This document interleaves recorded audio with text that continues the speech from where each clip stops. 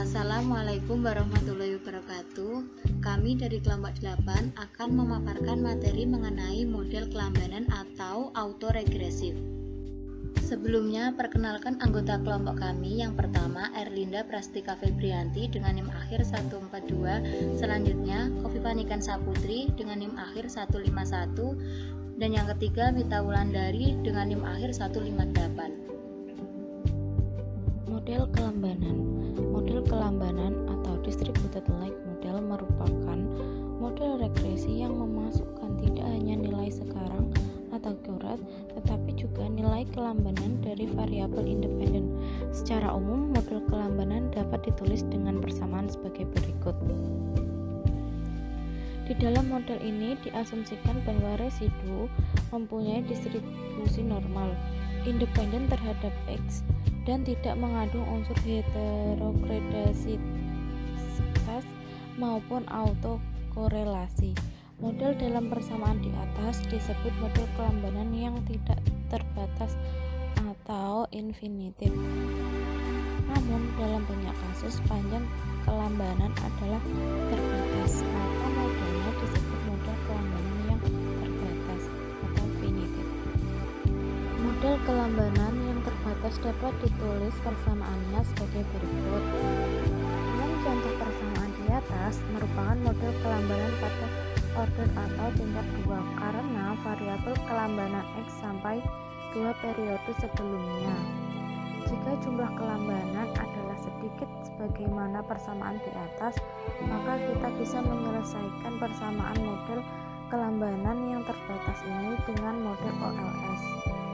Namun, jika jumlah variabel kelambanan adalah tidak terbatas dan tidak diketahui struktur kelambanannya, maka estimasi secara langsung akan menyebabkan kita mempunyai degree of freedom yang besar, sehingga menyebabkan estimator yang kita dapatkan tidak tepat karena adanya masalah multikolinearitas. Teknik estimasi kelambanan geometrik. Model umum kelambanan yang didistribusikan secara tidak terbatas atau infinitif tersebut sebagai berikut. Di dalam model tersebut, Y merupakan fungsi dari X dan semua variabel kelambanan X. Kita juga dapat memasukkan variabel independen lain di dalam model tersebut. Persamaan 11/3 sulit diestimasi karena jumlah parameternya tidak terbatas. Oleh karena itu, kita harus bisa mengurangi parameter estimasi sehingga bisa mengestimasi persamaan tersebut. Supaya tidak menimbulkan bias, maka pengurangan parameter estimasi harus mampu membuat asumsi tentang pola dari parameter estimasi. Beta 1 yang disebut timbangan kelambanan yang didistribusikan. Salah satu model yang populer untuk mengestimasi model kelambanan tersebut adalah model kelambanan geometrik, di mana timbangan kelambanannya positif dan menurun secara geometris. Dengan demikian, model kelambanan geometrik ini mengasumsikan bahwa beta adalah positif dan menurun secara geometris, yakni sebagai berikut. Nilai koefisien beta dalam persamaan tersebut secara berturut-turut akan terus mengecil, namun tidak akan pernah nol. Walaupun tidak pernah nol, tetapi sampai batas waktu tertentu pengaruh variabel independen dapat diabaikan. Pola penurunan seperti ini rasional. Misalnya, pengeluaran konsumsi saat ini akan sangat besar dipengaruhi oleh pendapatan yang terjadi saat ini. Namun demikian, pendapatan periode sebelumnya juga bisa dipengaruhi konsumsi sekarang dengan pengaruh yang pasti lebih kecil, dan semakin besar kelambanannya, maka pengaruhnya juga semakin mengecil, bahkan sampai batas tertentu tidak ada sama sekali. Dalam prakteknya, untuk menjelaskan struktur kelambanan digunakan kelambanan median atau median lag dan kelambanan rata-rata atau mean lag. Median dan rata-rata ini merupakan ukuran kecepatan perubahan Y terhadap perubahan X. Yang pertama, median Y. Kelambanan median adalah waktu setengah yang dibutuhkan bagi perubahan Y, karena perubahan yang permanen dari X. Kelambanan median ini dapat dihitung sebagai berikut. Dalam hal ini, semakin kecil lambda maka semakin cepat tingkat penyesuaian, sedangkan semakin besar lambda semakin lamban tingkat penyesuaian. Misalnya, jika lambda sama dengan 0,2 maka kelambanan median adalah 0,4306. Artinya, perubahan setengah Y hanya memerlukan waktu kurang setengah periode. Sementara itu, lambda sama dengan 0,6 maka kelambanan median 0,999, atau dengan kata lain setengah perubahan Y akan memerlukan waktu selama I periode. Min-lam. Jika semua beta I adalah positif, maka rata-rata kelambanan dapat didefinisikan sebagai berikut, di mana kelambanan rata-rata dapat dilihat pada layar. Kelambanan rata-rata ini merupakan rata-rata tertimbang dari semua kelambanan dengan timbangan adalah beta. Kelambanan rata-rata model geometrik dapat dihitung dengan formula sebagai berikut. Dengan demikian, kelambanan rata-rata model geometrik dapat dilihat pada layar. Jika misalnya lambda sama dengan 1/2, maka kelambanan rata-ratanya adalah 1. Dengan demikian, perubahan Y hanya memerlukan 1 periode waktu. Yang selanjutnya yaitu penyesuaian adaptif. Model ini dispesifikasikan dengan memperhatikan ekspektasi di masa depan. Walaupun pengalaman di masa lalu dapat dijadikan pedoman untuk prediksi di masa yang akan datang. Model adaptif dirumuskan dalam bentuk sebagai berikut. Model ini menggambarkan bahwa nilai YT tergantung atau dipengaruhi oleh nilai X pada saat T yang diharapkan pada periode sekarang untuk dihasilkan pada periode yang akan datang. Misalnya dalam kasus permintaan barang. Permintaan barang pada suatu waktu atau yang dapat dilambangkan dengan YT tergantung dari harga barang tersebut atau yang dilambangkan dengan XT. Namun demikian, tidak semua adanya fluktuasi harga barang. Permintaan barang akan sangat tergantung dari ekspektasi mereka tentang bagaimana kondisi harga yang normal. Oleh karena itu, untuk bisa mengestimasinya, kita harus mencari nilai ekspektasi XT. Yang selanjutnya yaitu Partial Adjustment Model atau PAM. Model PAM yang akan kita bahas di sini adalah bagaimana sebuah perusahaan dalam menyesuaikan tingkat persediaan barangnya atau inventory. Perusahaan yang tidak mempunyai tingkat persediaan yang optimal akan menghadapi dua kendala. Pertama yaitu jika perusahaan mempunyai terlalu banyak persediaan atau terlalu sedikit persediaan sehingga akan mempengaruhi keuntungan yang diperoleh.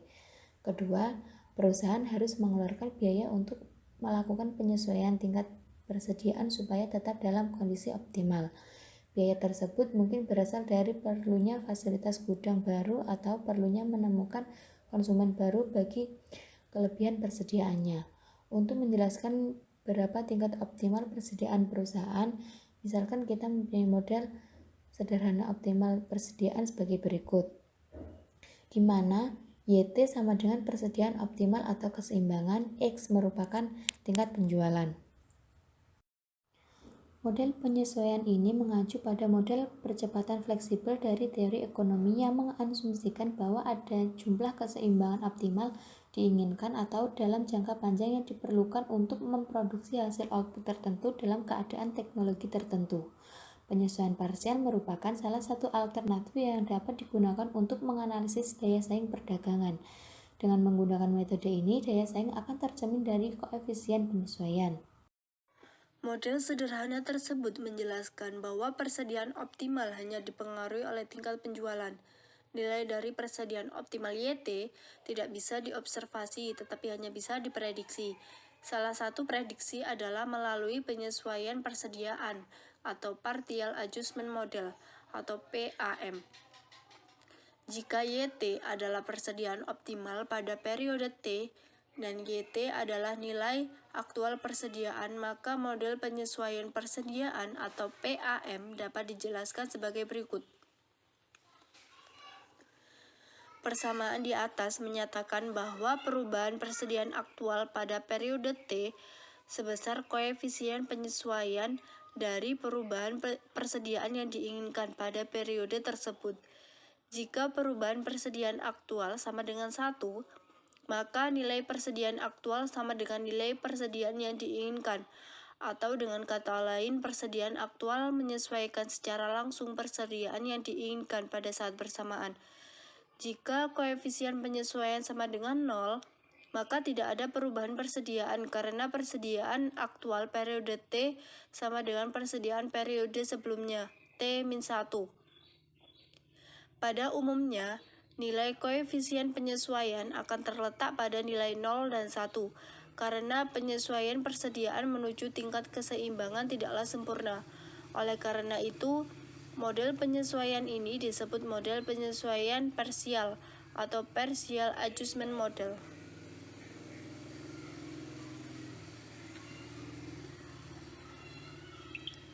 Agar persamaan YT sama dengan beta 0 ditambah beta 1 XT ditambah ET tersebut dapat dicari solusinya, maka kita dapat mensubstitusikan persamaan tersebut ke dalam persamaan YT sama dengan koefisien penyesuaian YT ditambah 1 min koefisien penyesuaian YT min 1, sehingga menghasilkan persamaan sebagai berikut.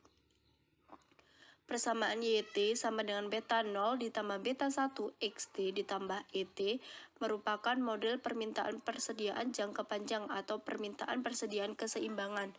Sedangkan persamaan yang kita hasilkan dalam persamaan 11.22 merupakan model permintaan persediaan dalam jangka pendek karena persediaan aktual tidak akan selalu sama dengan persediaan keseimbangan. Misalnya besarnya penyesuaian koefisien penyesuaian sama dengan 1, maka persamaan 11.22 akan sama dengan persamaan YT sama dengan beta 0 ditambah beta 1 XT ditambah ET. Fungsi regresi jangka panjang dapat kita cari dengan melakukan estimasi persamaan regresi jangka pendek 11.22. Lalu kita dapatkan koefisien penyesuaian. Kemudian kita membagi koefisien jangka pendek, koefisien penyesuaian beta 0 dan koefisien penyesuaian beta 1 dengan koefisien penyesuaian untuk mendapatkan koefisien jangka panjang beta 0 dan beta 1. Model PAM dapat dalam persamaan 11.22 tersebut sama seperti persamaan model penyesuaian adaptif dalam hal model autoregresif. Tetapi model PAM berbeda dalam hal variabel gangguannya. Walaupun tampak sama, model penyesuaian adaptif didasarkan pada ketidakpastian di masa kelembagaan. Dalam hal koefisien penyesuaian keduanya tidak berbeda. Koefisien penyesuaian Y dalam model adaptif dapat juga diartikan sebagai koefisien penyesuaian persediaan. Koefisien penyesuaian kausalitas di dalam ekonomi. Regresi ini memusatkan perhatian pada hubungan bersifat satu arah, yaitu bagaimana pengaruh variabel independen ke variabel dependen. Di dalam kenyataannya, perilaku variabel ekonomi tidak hanya mempunyai hubungan satu arah, tetapi menunjukkan adanya hubungan dua arah atau dikenal dengan konsep kausalitas, misalnya antara ekspor dan GDP. Menurut aliran makro Keynesian, produksi untuk ekspor adalah unsur dari besarnya GDP, dan jika ekspor naik, maka GDP otomatis akan naik. Sebaliknya, jika output domestik GDP naik, maka ekspor akan didorong naik karena kelebihan output domestik akan disalurkan melalui ekspor, sebagaimana teori perdagangan dari Adam Smith. Kausalitas adalah hubungan dua arah. Dengan demikian, jika terjadi kausalitas di dalam perilaku ekonomi, maka di dalam model ekonometrika ini tidak terdapat variabel independen. Semua variabel merupakan variabel dependen. Ada beberapa uji kausalitas, namun kita akan membahas model kausalitas yang dikemukakan oleh Granger. Misalnya, kita ingin menguji kausalitas antara ekspor dan GDP. Model persamaan kausalitas Granger dapat ditulis sebagai berikut. Menurut Granger, untuk menyelesaikan model kausalitas antara ekspor dan GDP sebagaimana dalam persamaan 11.52 dan 11.53, maka ada 4 model regresi yang harus dilakukan, sebagaimana prosedur uji F. Jika nilai F dihitung lebih besar dari nilai F tabel atau nilai kritis tabel, maka ekspor GDP mempengaruhi GDP ekspor, dan jika sebaliknya nilai F hitung lebih kecil dari nilai kritis F, berarti ekspor GDP tidak mempengaruhi GDP ekspor. Hal yang cukup krusial di dalam melakukan uji kausalitas adalah tentang panjangnya kelambanan yang digunakan. Kelemahan dalam penentuan panjangnya kelambanan dalam kausalitas Granger telah diperbaiki oleh CAO. Penentuan panjangnya kelambanan didasarkan pada metode Final Prediction Error atau FPA. Sebagaimana dalam model kelambanan, kita bisa menggunakan kriteria yang dikemukakan oleh Akaike dalam menentukan panjangnya kelambanan dalam model kausalitas ini. Sekian pemaparan materi yang dapat kami sampaikan, kurang lebihnya mohon maaf. Wassalamualaikum warahmatullahi wabarakatuh.